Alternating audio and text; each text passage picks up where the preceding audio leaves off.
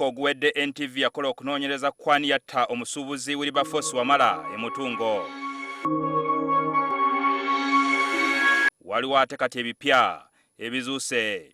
Namwandu w'omugenzi Wilberforce Wamala afulumizza alipoota gy'agamba nti yakoleddwa abakessi ne bakizuula nti abantu 5 beenyigira mu kutta bba ate ne bamala ne bakwatibwa ne baggulwako emisango emirala era nga bali luzira.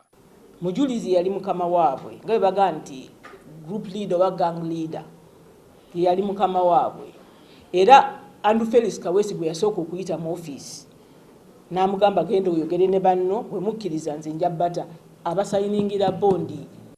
Wabula bwe tuukiridde akola ng'omugezi w'amakomera atubuulidde nti balinako omuntu omu Bashiru Mukungu yekka ng'abalala tebamanyi gye bali.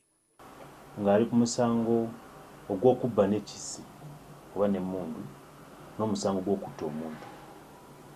Bwe baba nga balina obukakafu nti yennyigira mu kutta kwa Wamala ate nga tuli naye luzira, ffe nga ffe aba prison amagezi ge tumuwa bagende balabe poliisi ejja kola investigations, ejja genda mu kkooti ejja etubuulire era tujja musindika mu kkooti bamukyajinga kawunti endala okwongera ku musango gw'alina.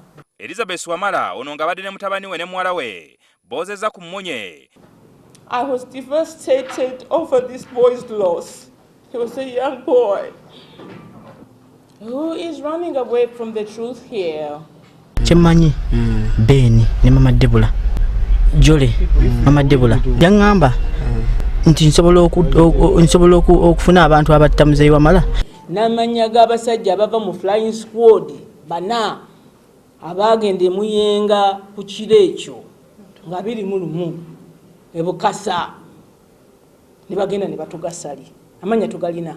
Kitegeerekese nga bagenda okubaawo okunoonyereza ku ngeri Hasi Musali omu ku bagambibwa nti aliko ky'amanyi kufa kwa Wamala ono nga yafiira mu kaduukulu ka poliisi e Bukasa. Inquest egenda kutandika batugambe judiciary yatuwadde ssente. Namwandu awandiikidde President Museveni ayingire mu nsonga zaabwe. Evidence tugirina tugitadde mu open letter to the president. Jingo Francis, NTV ku ssaawa emu.